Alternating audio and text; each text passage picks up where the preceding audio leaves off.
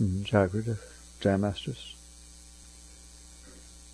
I began my path, my awakening, when I first noticed the voice talking inside my head. It was always talking. It had always talked. But there was this moment, can't explain it, don't know why, where suddenly I was watching it talk. Whatever it said, I was marveled that this stupid thing was talking inside my head. It wasn't me. Obviously, I was the one who noticed that it was talking. That was back in 1969 or 70. And in truth, I have never been the same. And that became the meaning of my life. Why, I can't explain. It just happens. You're right. The veil gets lifted. What do you mean, the meaning of my life? Why was that thing talking inside my head? Because it was causing a lot of trouble. It was telling me to be afraid and jealous and insecure and self-conscious and what are thinking of me, or why you don't have your shirt tucked in right and you're doing this and oh my God, you almost fell, people think you're clumsy. It just went on and on and on. And it didn't matter if I was with people I knew or I was total strangers, I remember. Total strangers, never met him. I'm visiting another city. And he was just the same. Just as sensitive, just as loquacious, just as scared, just as controlling, just as telling me what to do and what not to do. And if ever anything happened he didn't like, he talked about it for hours. Maybe you know something about that. And that became the meaning of my life, period. I realized, I guess, when you step back, the meaning became, what is that voice and why is it talking? What do I do about it? And also, who's watching? They happen simultaneously. Because if you're in it, you're not watching. And we're in it. If it's scaring you and you're uptight and you're doing what it says, you're so close to it that you don't know it's not you. That you see it as you. This is me. This is, what do I want to do? I don't know if I like that. And I don't like what he said. I don't think I like what he said. And why did he say it? Should I say something about it? Should I ask him? Or that just caused more trouble? Maybe I should ask his sister. It just goes on and on and on and talks and causes a lot of trouble. And if you're in it, it just means you're not it. You're never it. But you're lost in it. You're lost in it. You're addicted to it. You're caught up in it. It affects your emotions. It affects everything. It affects all your future thoughts and affects your emotions, and you can't handle it. And so you end up in a situation where you're just in there serving it. What can I do to be okay? What you're really saying is, what can I do to make that thing okay? So it's not saying all these terrible, scary, personal things, but you don't see it as not you. There you are. Like a drug addict is addicted to the drug. It's the meaning of their life. That's what they're doing. That's what it is. And so we're addicted.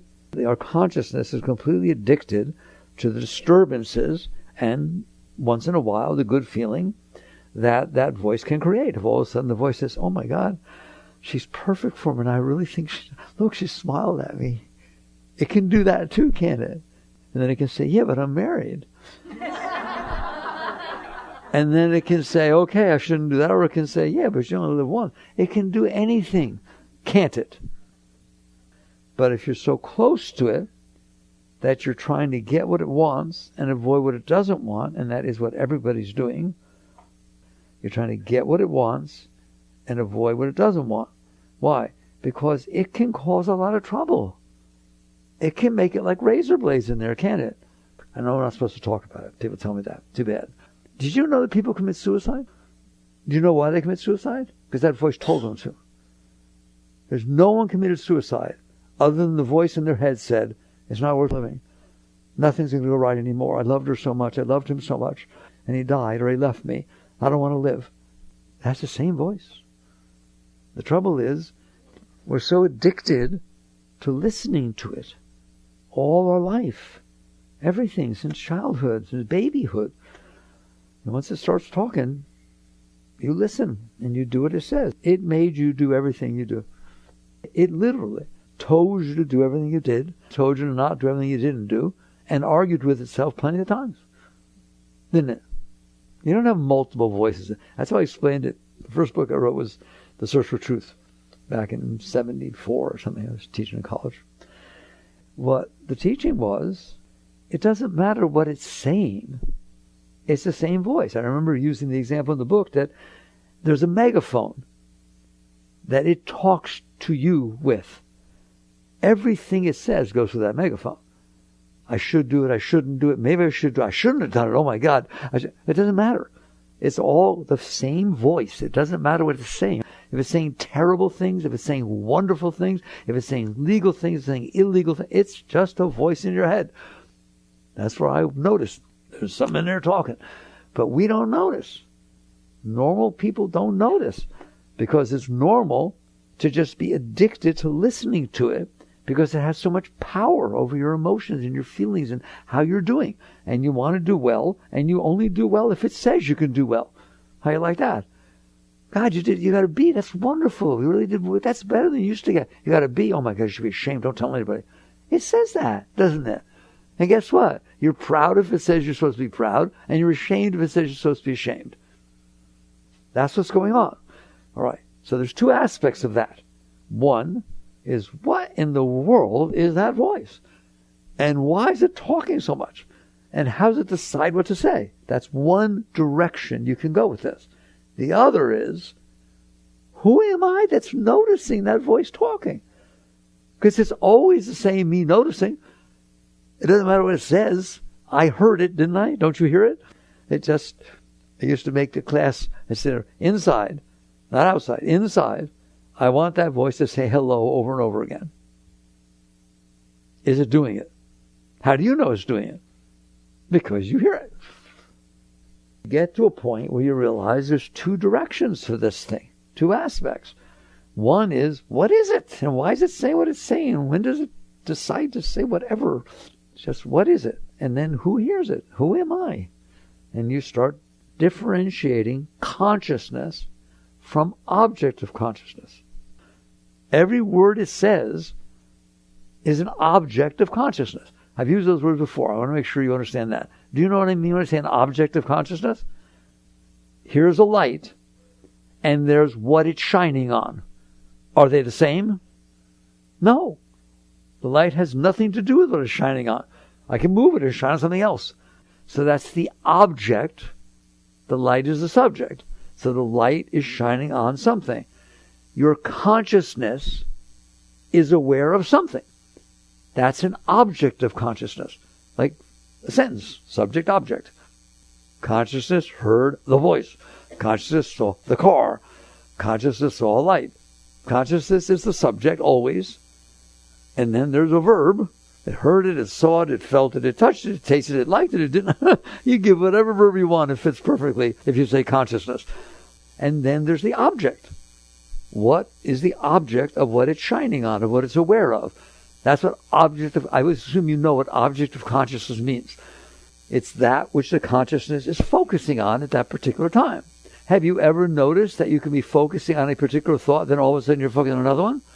All of a sudden you're focusing on something outside? All of a sudden you're focusing on an emotion? The consciousness is the same. The subject does not ever change, ever, period. I've been doing this for about 52 years. Very conscious.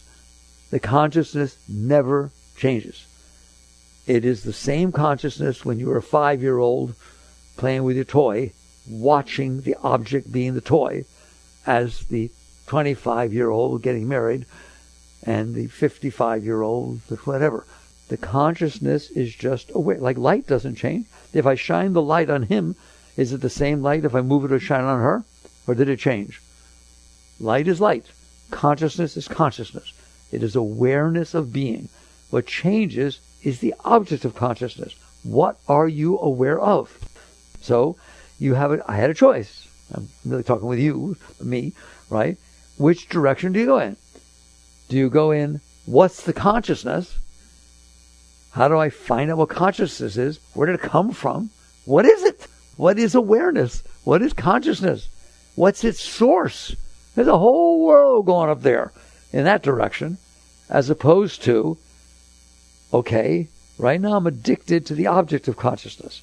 Maybe I better understand the objects better. Maybe I understand why the voice says what it says, as opposed to trying to make it shut up. I used to walk around and every other word in my head was shut up. I'm telling you the truth. That was what my meditations were. Shut up, shut up, shut up. In other words, I don't want that talking in there.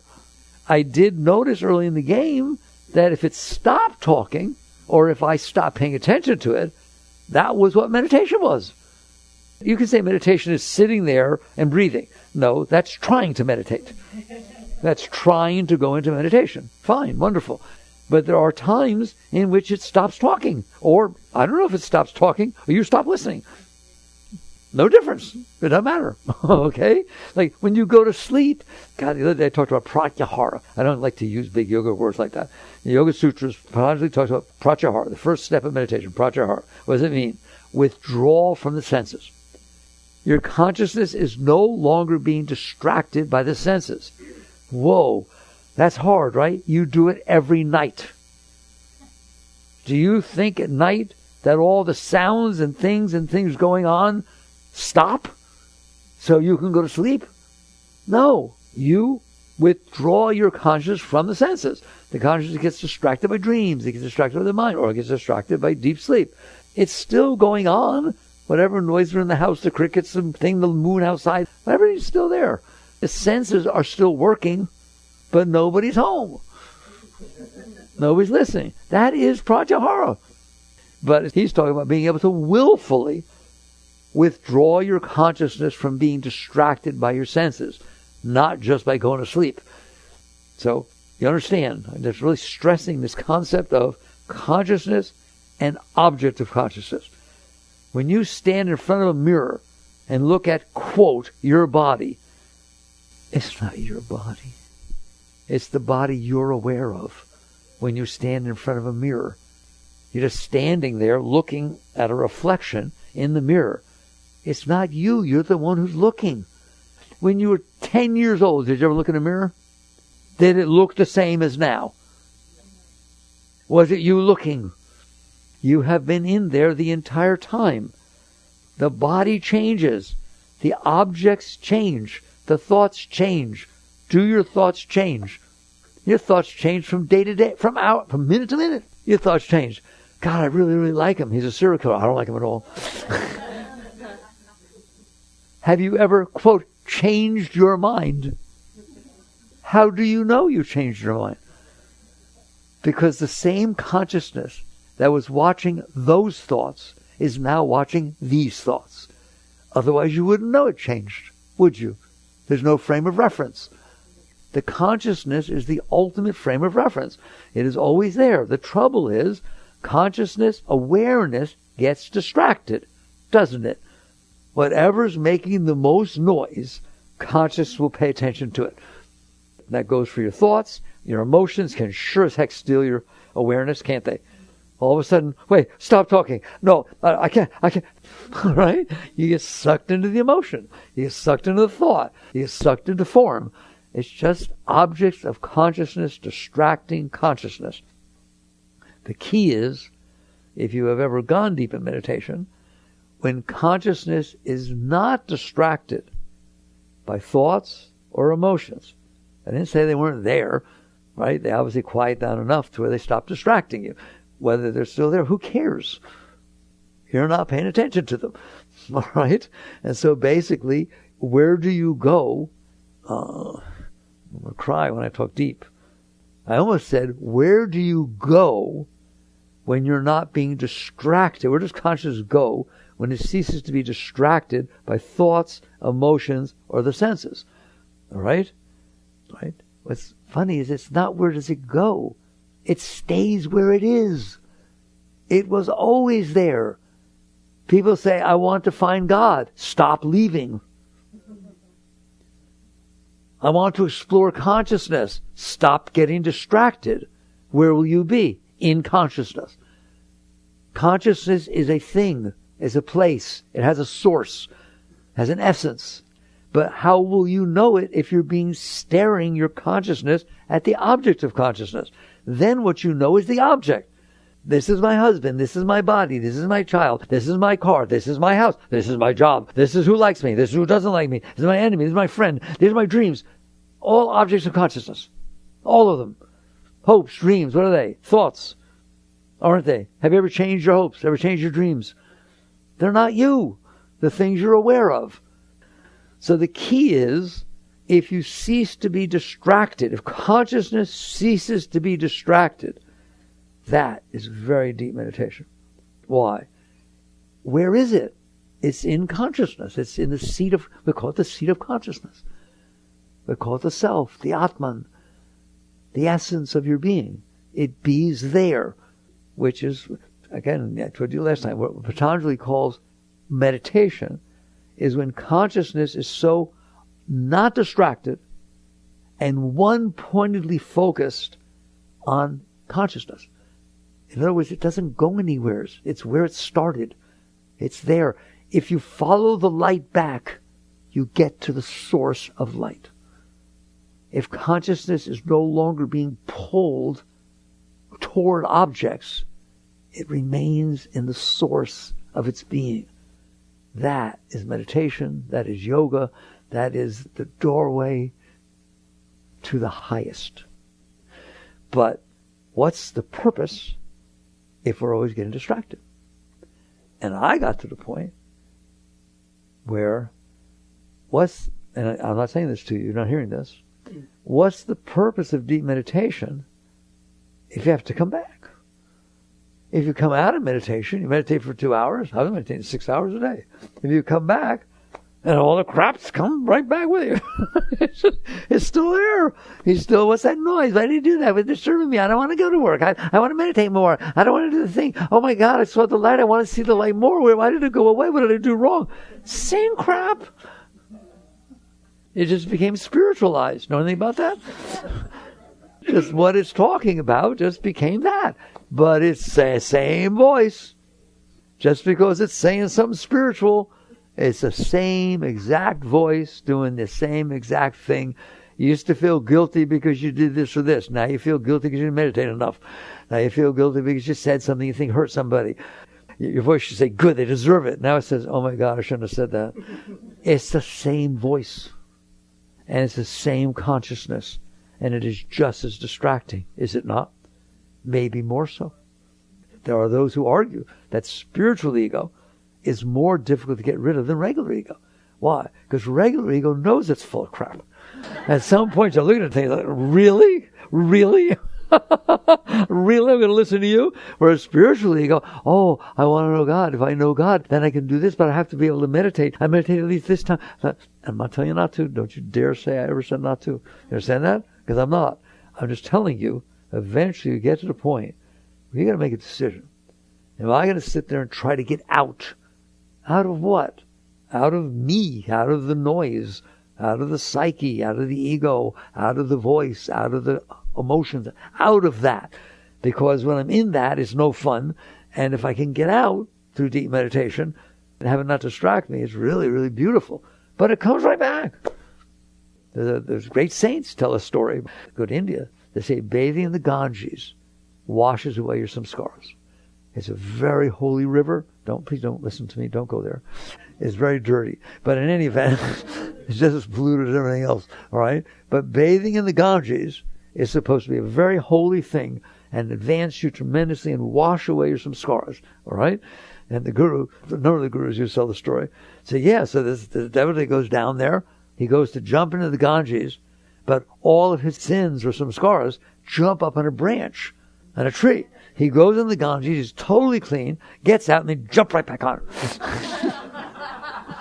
Is that not what happens when you come out of meditation? Is that not what happens? I don't get meditation. You have a beautiful, loving relationship. You're just intimate and you're just so beautiful, so nice. And then somebody leaves. You leave. And the mind starts going, God, can I trust him? He says he loves me, but so did George. No one's mind ever says that, right? I don't want to get hurt again. How much love you feel then? None.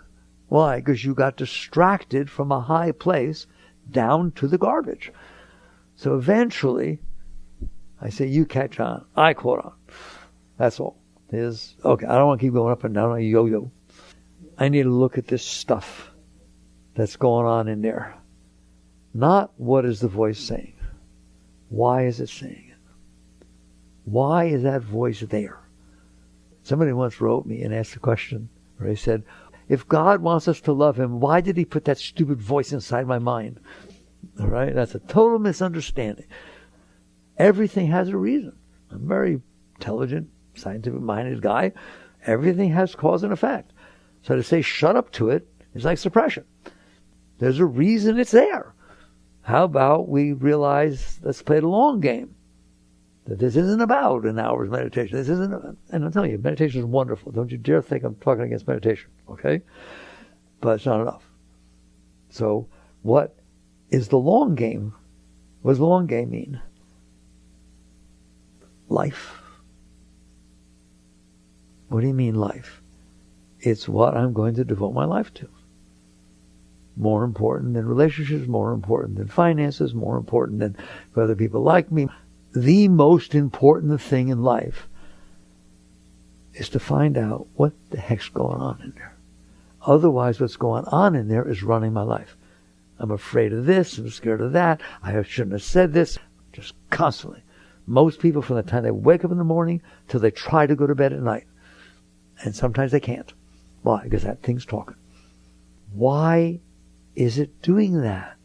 It's not the devil. It's not a curse. It's certainly a problem. But if you don't deal with the problem, that problem is going to run your life. That problem decided whether you should get married and win, and whether you should get divorced and win. Any of you are divorced know that. Okay? It just determines everything. It says things like, well, I used to love him. I want to, and I want to stay together for the kids, but I only have one life, and I have the right to feel love, and I don't feel it here. Anybody's voice ever talk like that? Whether yours did or not, do you think anybody's voice ever talked like that? It runs everything. It determines everything, because it determines whether you feel okay or not. If it gets what it wants, if it doesn't get what it wants, if it gets what it doesn't want, if it doesn't have to get what it doesn't want, thank God. And that's it. Those are your moods. Those are every single thing that's going on. So at some point you decide, I encourage you to, I can't be okay trying to make that thing be okay. That's not okay. That's a conditional state of temporary well-being that everything has to match what he wants in order for me to be okay. Can you relate to that? Do you understand that? That's the only okay that a normal human being knows about. I got what I wanted, and it's the way I want. How do I keep it that way? It's a constant struggle. It's constant judgment. It's constant preferences and liking and not liking and manipulating, controlling people, places, things. Can anybody hear me? Is it true or not?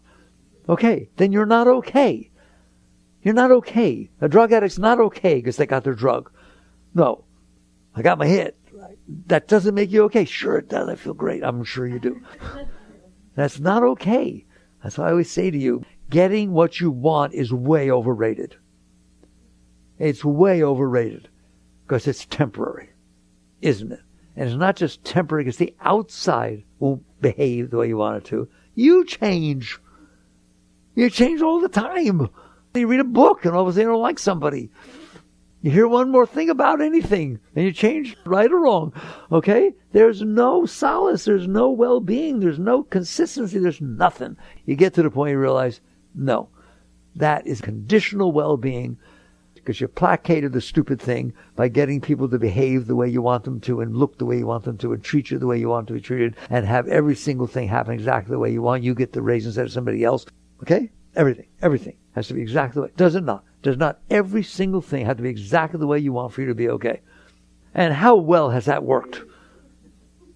How long have you been trying to get things the way you want? How about every moment of your life? The things changed as you wanted, but you tried to get the toy you wanted, tried to get mommy when you wanted, tried to get this, tried to get that. Every single thing. Your entire life You've tried to get things the way you want so you can be okay.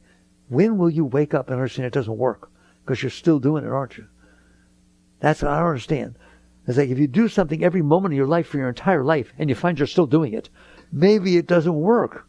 Maybe it doesn't work to try to compensate for the problems that are going on in there by getting the right relationship, the right money, the right job, the right every single thing, the right car that people are impressed with. Anything, everything. So you wake up and you look at it once and for all and you say, I got to deal with this, not compensate for it. How do I deal with it? He's a mess. He's got all these preferences and all these likes and dislikes and desires and fears, and you got all this stuff in there. And it's hard to deal with. There's no question about that. So do I ignore it and suppress it? That can't work for 2 seconds. It comes right back up. So what do I do? How about finding out why it's that way? That becomes a whole nother mission of your life. Do things have causes?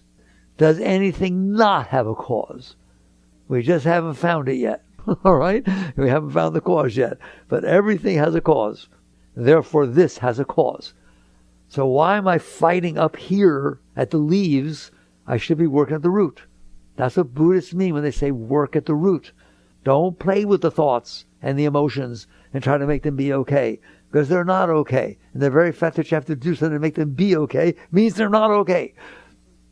And so you get to the point where you say, I don't want to play at that level anymore.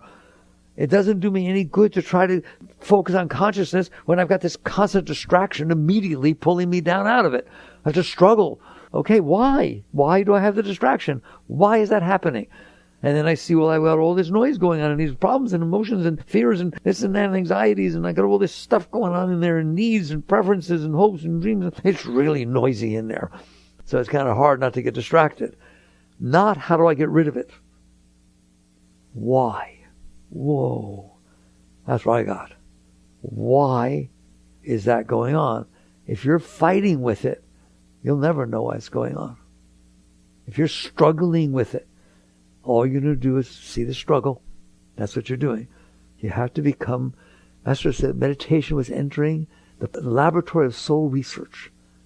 Well, I found it's not just meditation. That's what life is. Life, all of it, every second of it, is entering the laboratory of soul research. I want to know why this is going on, more than I want it to stop. Because I can make it stop temporarily, just yell at you or be real nice to you. You'll be the way I want. Okay? But I'm left holding the bag. I have to now control you from now on. I have to do everything to make it be the way I want. So the question becomes, why am I that way? Forget you. Why is it this way? And you have to dive down underneath all of that. But you have to be able to withstand the noise it's making. If your heart hurts, the question becomes, are you out there trying to find out what you could do to make it not hurt? To find somebody to compensate for the pain? To get somebody to say nice things to you? Or yell at somebody enough to where you feel better about it? Or are you very open to the fact that sometimes the heart hurts? And I want to know why. Because he didn't know it's my heart. It's my heart. It's not his heart. I can say he did this, she did this, she did this. That's not why your heart hurts. There's something deeper inside that what they said made your heart hurt. There's something in there. And that's where you start to really respect the higher beings. Because they are fine. When? All the time. All the time. No matter what happens. You're centered. You're clear. So I'm teaching you that you go deeper behind the noise to find out what's causing the noise. If you want to find out where smoke is coming from, you better not be afraid of the smoke. Because you have to walk into the smoke to find the cause of the smoke, the fire. But if your eyes hurt and this happens and you keep running away and trying to stay away from the smoke, you'll do that your entire life. You have to be willing to explore the cause of what's going on in there. And that's the breakthrough. And that's real growth. Not, how do I win friends and influence people? Why do I want to win friends and influence people? It helped me a lot that I was always into looking out into space. Astronomy type stuff, all right? So that if I stand up on the planet Earth, the tiny little ball swimming in the middle of nowhere, I made myself just stand up on top, and I tell him, Mickey, you care what the little ants down there think about you. He says, no, I don't. But then you get the stuff coming up. Why would I care? And that's just the planet Earth. Go somewhere else. Even Mars. You don't even know about people. There's nobody. What do you care what they think about you on that stupid little planet spinning around down there? And that's just the next planet. There's a whole galaxy. 300 billion stars. And you're circling around one. And you care what the stupid little amoebas on that planet think about you. That's unacceptable, isn't it? And that's one galaxy. How many galaxies are there? 2 trillion. Why don't you go take a vacation? Your mind can do that. Go out there. Hang out in another galaxy. Find another star around a galaxy. They don't know anything about Earth. No one's heard of anybody. Nothing. Never will. Never did. You just get your head off yourself. And it starts getting quiet. And all of a sudden you're a scientist. You pull the variable out. I live on Earth. You do not live on Earth. You live in the universe. Don't you? You live in the universe. If you want to live in the Earth, you really made it small. You're going to get claustrophobia. You start caring about every single thing happens. There's a scratch on my car, and this happened, and this person said that thing that I don't like, and I'm getting old, and I'm getting wrinkles. It will never stop, will it? It will never stop. You held your consciousness focused on something so small, and it's not the truth. The truth is there's 2 trillion galaxies out there, and black holes, and quasars, and all kinds of things out there exploding and colliding, and there's galaxies merging into each other and become, oh my God. Do you pay attention to that? No. But I have a little freckle on my face that they think is it, and I'm embarrassed by it, and so I put stuff on it, and now I'm breaking out. And catch on. You did this. You did this. That's the fall from the garden. You were expansive. You were the universe. You're everything. You're with God. It's all. You let your consciousness focus on you. Self-knowledge. Adam was hiding in the garden. Hiding from what? Who's hiding? It's all God. It's all the universe. You can't hide from the universe. And God found him and said, where are you going? He said, I'm hiding for you. And I like what God said next. What the heck is around your waist? It's a fig leaf. I put fig leaves on fig trees. What's it doing around your waist? Listen to me. I was naked. That is one of the deepest parts of the entire story of Genesis. What do you mean I was naked? Every animal was naked. In other words, I became self-conscious of this instead of being conscious of all that, which is the garden. I'm one with the universe. All things are happening. But all of a sudden, I focused my expansive consciousness down to this tiny little body, just one of them. And then a set of thoughts that said me, and I don't want to be naked, and people don't like me. What am I going to do? That's what happened, isn't it? Literally, that's the fall from the garden. Your conscience didn't fall. It just focused on something very little.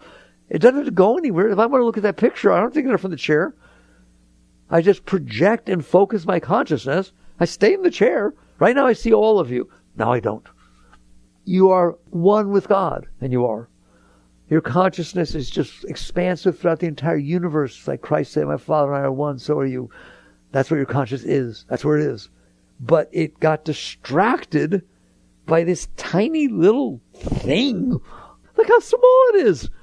It's minuscule. Even for the planet Earth, there's 8.3 billion of you running around right now. And there have been a whole lot more. And you're so freaked out over, you got some spinach in your teeth and you don't know who you talk to. Somebody beeped at you on the light because you were looking at your phone. You didn't go right away. How you doing? Let's get honest. You are capable of contemplating anything. Can you look at the Hubble and the James Webb photographs of the galaxies and all that stuff? and see how big it is, and then come down here and worry about help. Eventually you wake up and you realize, there's a song in the 60s. We gotta get out of this place if it's the last thing we ever do. And you will start realizing that's where it's at. It's not being in it and trying to be okay. You ain't gonna be okay while you're busy thinking you're this body and these thoughts and these emotions and just locked into this thing and thinking the only way you can be okay is to get everybody and everything, every moment of your life from now on to be the way it wants you to be. And so eventually you wake up. This is what it means to wake up spiritually. It doesn't mean you're enlightened. It means you wake up. Do you want to live the rest of your life like this? Struggling, trying, manipulating, controlling. I'm going to get real deep with you. They say, but how do I know I can trust him? That is so absurd. You know what you mean when you said that? I have a way I expect him to be. How can I trust that he'll be that way? I can't even say the words. That's ridiculous. All right? How can I trust he'll be the way I want him to be instead of the way he is? And he better not be trying to make me be the way he wants me to be, because that ain't going to work. We'll go to some counselor. I trusted you. I trusted you. Wow. What it means is, I have a way, based on my past, my psyche, my preferences, my hopes, my dreams, my concepts, my views, that I expected you to be. I expect you to be. Not just expected, expect. And I'm only okay in this relationship because I can trust that you'll be that way. In other words, you are my protector from myself. I can't handle myself. That's why I need you to be the way I want you to be. Because I can't handle if you be any other way. Why do you think relationships are so hard? Because that's what you're trying to do with a relationship. Is get somebody who can make you be okay when you're not. You'll find that special person that'll always be the way you want them to be and never ever disappoint you and never ever be the way you don't want them to be and not get old. Listen to yourself. What you're basically saying is, I'm not okay, and my job and my money and my looks and my relationships and my children, every single thing better make me be okay. Because I'm not okay. Instead, you stop for once in your life, and I hope this is it, and say, maybe I better work on why I'm not okay. Instead of expecting things to unfold in a way that makes me feel better than I am. Because it doesn't work. And so you start looking. And one way you're going to find out is because you're way too focused on yourself. You know, if somebody says to you, I ran into George the other day, and he said he was talking to Sally, right? And Sally's good friends with Frank. And I think he said that Frank wasn't thinking very good of you. You feel bad. Don't you? You feel bad. Why is Frank not thinking good of me? I don't even know him. Well, I need to find out what's going on. I'll talk to George. You can go do something about it because you can't handle it. Well, can't you handle anything that's not exactly the way you thought you wanted it to be? You can't be okay that way. Sorry to tell you. So what's the choice? Find out why you have all these likes and dislikes. Why you freak out over everything. I'm on a planet in the middle of nowhere. I did not create the planet. I'm sorry to tell you. And I didn't create there's a universe that the planet behaves in accordance to gravity and centrifugal force and all kinds of things. I didn't do it. I was here 4.5 billion years, and I've only been here a few. So it's not going to be the way I want. That was the great awakening. It's not going to be the way you want. Why? I taught you once, very deep. I'm going to tell you why it's not going to be the way you want. You don't want to hear it, but I'm going to tell you, and you listen to me. How'd you decide what you want? What color you like, what person you like, what thoughts you like. Who'd you decide? Ask psychology. That's what studies that stuff. It says man's the sum of his learned experiences. Your psyche, your thought patterns, and your emotion patterns are taught, trained, programmed based on your past experiences. If you had a bad experience in high school with a person of a certain this or that, whatever, blonde, and then throughout your life, I'm telling you, you will tend to avoid that. You will tend to not, and you'll think you're right. I'm not stupid. I had this experience. One experience? That's hilarious. But that's how we are, isn't it? You're programmed by your past experiences. I was telling you this story. You got divorced. His name was Ben. Nice marriage, terrible divorce. 2 years later, a friend's trying to hook you up, or you went to a dating site. Looks great. There's everything you like. This, he likes this. Wow, I can't wait to go out. What's his name? Ben. Oh, no, I've had enough Ben for this entire lifetime. And don't laugh, because you know it, you will do it, and you will say it. You're programmed by your past experiences. Your psyche, your preference patterns, your hopes, your dreams, your values are the sum of your learned experiences. You say, no, they're not. My parents are Catholic and they're very, very religious. And they made me go to church all the time and to communion and every single thing. And I'm not like that. I hate church and I'll never go. And I hate everybody who believes in that stuff. In other words, you're the sum of your learned experiences. Just exactly the same as if you're going to church every single day and every single night. Just the fact that you rebel against it. Against what? The experiences you had. So everything that's going on inside of you was put there because of the sum of your learned experiences, both historically and 1 minute ago. Somebody tells you something, everything changes. So I'm telling you why it's not going to be the way you want. You have gone through your life, how many years, 20, 30, 40, 50, 60, 70, 80 years, and you've had some experiences, haven't you?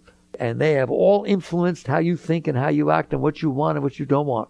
Okay, so now you're going to walk into a moment. Is it the sum of your learned experiences?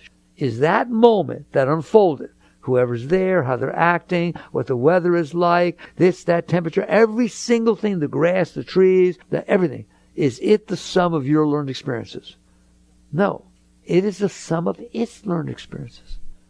Well, why is it raining? Go study meteorology. El Nino, La Nina, and the wind coming across the Sierras, there's a reason, but it ain't got nothing to do with your stuff. But why is he saying what he's saying? Well, mommy did this and daddy did this and first girlfriend did that and he ate pizza with pepperoni last night and his stomach ache. Right or wrong? That out there is the sum of the causes that made it be the way it is. In here is the sum of your learned experiences. Look at me in the eye. They don't match. There's no reason they will match. They have nothing to do with each other. You grew up in New York. You had all kinds of influences. This is Florida. Wake up. How different. They're pretty different, aren't they? So that moment that's going to unfold in front of you is not going to match what you want. Well, why can't it be the way I want? Because it's not supposed to. It's the way it is. But why can't that person be the way I want? They're not supposed to. You're the sum of your own experiences. They're the sum of their learned experiences. Is it not the truth what I just said? Now, sometimes, just kind of coincidence or something, maybe God's grace, I don't know. Sometimes the moment in front of you matches what's going on inside of you. It's a miracle. I was looking for somebody, and I had a dream last night, and I was going down the aisle of Publix, and I wasn't paying attention, and my car ran into somebody. Oh, my God. My heart just opened and melted. It was like everything I've ever wanted since high school. All right? Watch it.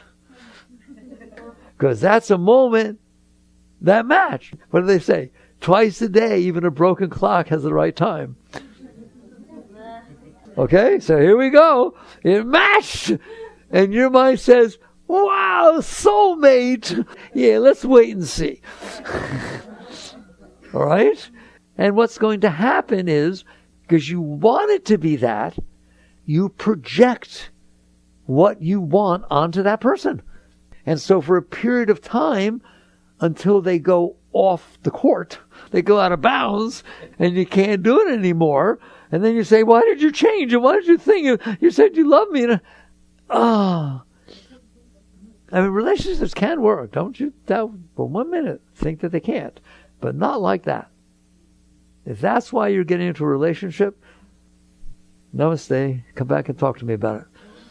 If you're getting into a relationship because you're not okay, and you think this person will make you be okay, I'm telling you, your inner state, you don't even know your inner state. You've got so much suppressed stuff in there, you don't even know what's going on. So how in the world can the other person know?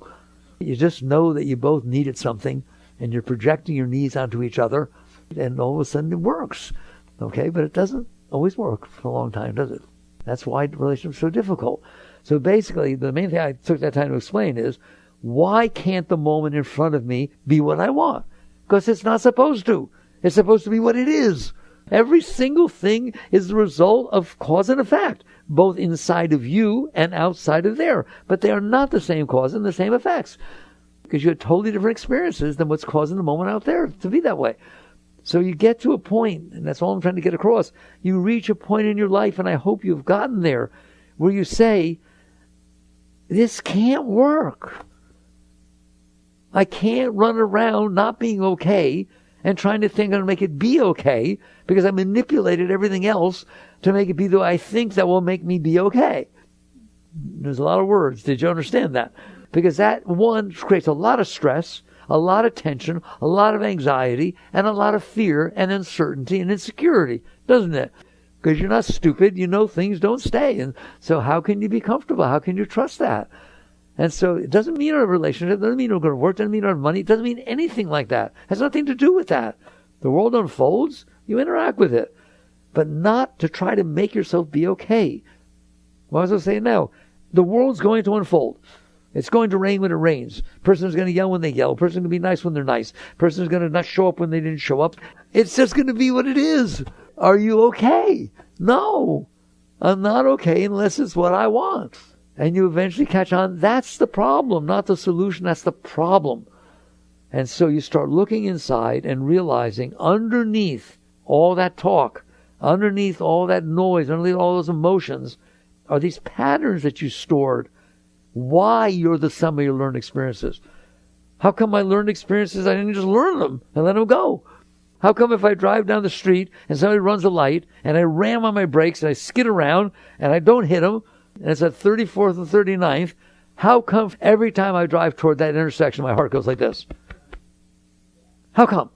There's no greater probability it's going to happen again at that intersection than any other intersection in the entire city. But you couldn't handle that it happened. That's the problem. The problem is not that it happened. The problem is you couldn't handle it. You couldn't sit there and say, well, look what happened on planet Earth to me today. I was going at an intersection and so we ran the light. Like, wow, that was a rush. Can you handle things? And the answer is no. I can only handle it if it's exactly what I want it to be. Otherwise, I can't handle it. Well, that's the problem, isn't it? Otherwise, the moments unfold in front of you. You experience them. You deal with them. And then you let them go. They're white lines on the road. They're clouds in the sky. They're events that happen on one stupid planet spinning on little freaking nowheres. Can you handle them? And you're going to find out, no, I can't. And that's the problem. The problem is you have stored inside of you, your heart and your mind, every single thing that ever disturbed you for your entire life. If something happened, like that almost accident, you stored it. Why would you store it? Just say, wow, good driving, kid. You didn't hit him. It was fun. And don't even tell anybody. What for? Why make a thing out of it? Why make a thing out of it? Why not let it just be what happened on planet Earth? I was there, and that moment was there. I dealt with it well. Let's go. What's the next moment? Be here now. That's what it means. Why are you staying there then? Because you couldn't handle it. And that's just a car accident. And what about what somebody said? And what about what somebody didn't say? And what about what blah, blah, blah, and everything else? How many things bother you? Since we're so full of preferences, everything bothers us. It doesn't match what we want or match what we don't want. So you wake up. That's what happened to me. You wake up and you look at it and say, I'm not going to be okay by getting what I want. I'm not going to be okay by being spiritual. I'm not going to be okay by meditating 6 hours. I'm not going to be okay. Why? Because there's something in there that's not okay. And I can get above it. I can meditate above it. I can do this. I can do that. I can try to go out to the woods. I moved out to the woods with nobody, right? Go out to the woods. I can do anything you want. Anything you want. Okay? But if I did it to try to make me be okay, listen to me. If I did it to try to make me be okay, it means I'm not okay. And therefore, I built my foundation of my life on not okayness. Does everybody hear that? They say, as you cast it out, it's going to come back. Well, I threw out not okayness.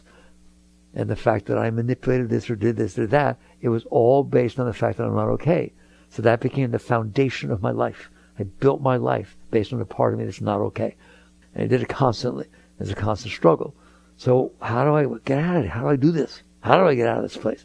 Really get out. Permanently get out. I reached the point where I just said to God and Guru, right? I don't want it if I can't keep it. I had enough of that. I want it to be real. Real. I'm willing to do the work of getting rid of what is not okay inside of me, not compensating for it or adjusting for it. How do you do that? So I wrote my books. That's why you learn what you learn. That's why you're here. So I've shared with you the deepest thing I learned. And I just through experiment. I've been doing it 52 years or something, right? It's like if you're serious about it and you're doing it every day of your life and it's all you think about, it's all you care about is getting out, you start noticing some patterns, okay? And what you notice is, if I can't handle the moments of today, I'm going to put them in there on top of all the junk that happened before. So how can I expect to get rid of the garbage I've already stored in there that's not even happening anymore? It happened 20 years ago. If I can't even handle what's happening in front of me. And the answer is you can't. So you finally get to the point that there's some work to do. It's, can I learn to handle things? Forget what I didn't handle when I was little. Forget that I didn't handle. Can I learn to handle what is unfolding in front of me today? Because if I can't, I'm wasting my time. Go to your therapist, do what you want, and there's going to be more stuff going in there. And so you start with what I call the low-hanging fruit. You start with these very simple situations that unfold in front of you every day, that there's no reason to be bothered by the weather. There's nothing you can do about it, to complain about the heat, to complain about the rain, to complain about anything is stupid. Why? Because all it does is create complaint and problems inside of you, and now you don't like God because he rained on your birthday. And, you get all kinds of stuff going on. And the other one I like the weather, and I like the driver in front of you. People always say, you use the same example. Yeah, I use the same example because they're good examples. Has anybody ever talked to the driver in front of them? Come on, the speed limit's 55. How are you going 30? Come on. Guess what? They don't hear you. You are not doing anything but disturbing yourself by doing that. Come on, we can learn not to do that. Make it a game. It's like a video game. Can you play with that? Can you learn how to use either positive thinking? Somebody's grandmother's in front of me and it's the last year she'll get to drive. I don't really want to tailgate her or start beeping or swerve around her trying to get around her. Let her have her nice 3 blocks she's going to drive. You can do that, can't you? Instead of and you start doing what's called working with yourself.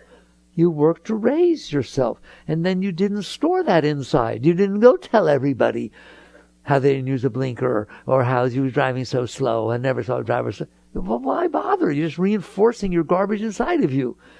You just learn to work with it inside. You learn to it's called letting go. There's a perfect example. Let go. There's no purpose to be doing that. Be wise. Neutralize it. You can breathe. You can do pranayama. You can do positive thinking. You can practice witness consciousness. Look at that idiot down there complaining about the driver in front of her. What good is that doing?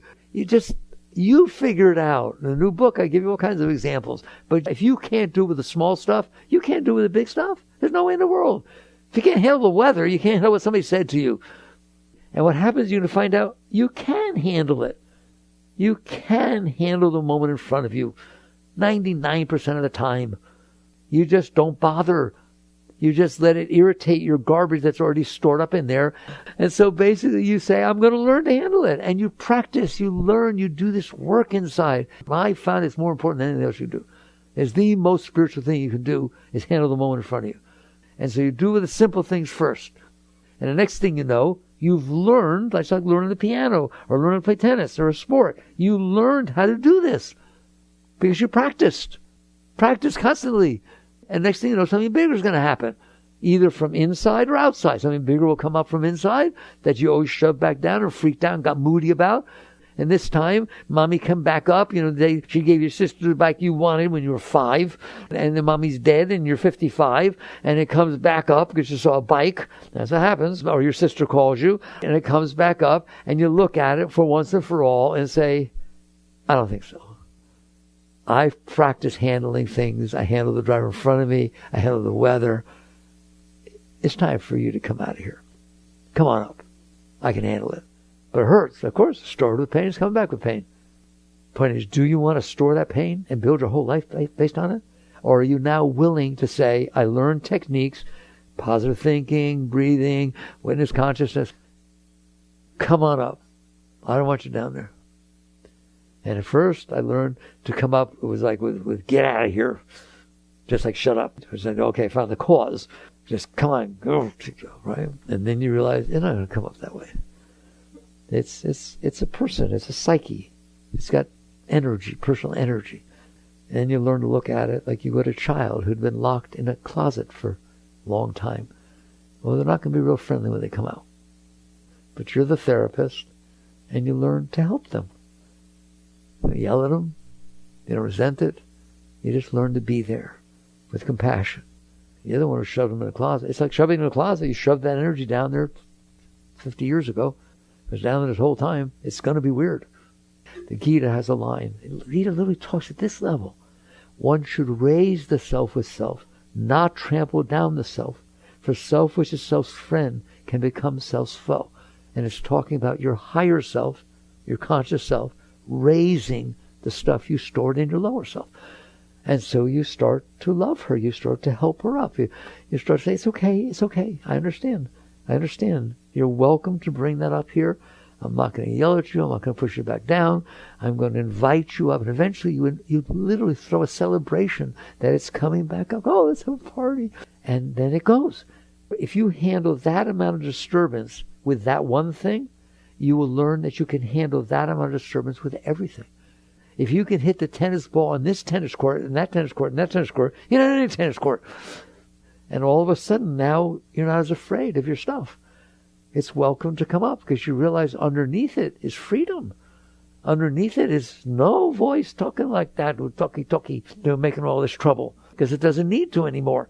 You release the energy willfully. And that's yoga. That's what I found was yoga. You know, talk about raising the energy. That's raising the energy. Transmutation of energy. That's transmutation of energy. Can meditation help? Of course it can help. It can help you learn to keep a center, right? But it ain't going to stay there when you come back down. This will. That which you learn to do at this level doesn't ever go away. Just like you learned to throw a baseball or do anything, all right? You never forget. Ride a bicycle. You learn to let go. You learn to handle things coming up. Then the outside can get bigger and bigger. You said, I ain't coming down. I realize you had a tough day. Yes, you yelled. Yes, you weren't very loving when you came home. I've handled everything else. I can handle that. Don't worry. When you come out of the room after slamming the door, I'll be right here for you. Oh, I see, cry. You know, I never bother saying you're sorry. You don't have to do anything because I'm fine. And I'll always be fine. How would you like to be like that? That's how you do it. You work with it. You work your way up. All right? And then meditation becomes spontaneous. You're sitting there watching TV and the next thing you know, you're in heaven because there's nothing holding you down. So we had a little talk tonight. Are you willing to do the work on yourself? Instead of trying to find somebody else that's going to do it for you, no one's going to do it for you. You do understand that. They can't possibly. You made the mess. It's for you to clean up. I'll close it down. You won't remember, but there's a scene, one of the Star Wars, where Yoda was with Luke, all right? They were on an island, who knows? And Yoda told Luke, you have to walk through the cave. It was like all covered with vines and dark. And Luke walked up to me and said, what's in there? What did Yoda say? Nothing you don't bring in with you. It's your job. It's your job to clean up in there. Don't worry, you'll get help. That's the most amazing part. You don't walk this path alone. If you're doing that work inside, every master, every being who reached high states, no matter where they are, alive or dead, is vying to be the one that gets to help you. People ask me, how do you know who's your guru? It's none of your business. You do the work inside, and wait till you see what happens. All right, integrative.